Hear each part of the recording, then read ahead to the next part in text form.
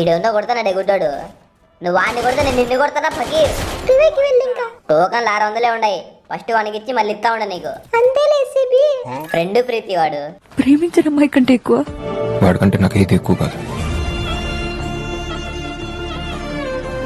చాలేను దా. Reeve ఇచ్చింది cover ఇస్తామని feel అవుతామని కాదు. అయిపోయింది తల్లి తింది. చుట్టుపక్కల చూడకుండా చూపు మొత్తం లూటు మీద పెట్టింది. మచ్చా రావాల మచ్చా, నువ్వు ముగ్గురున్నారు.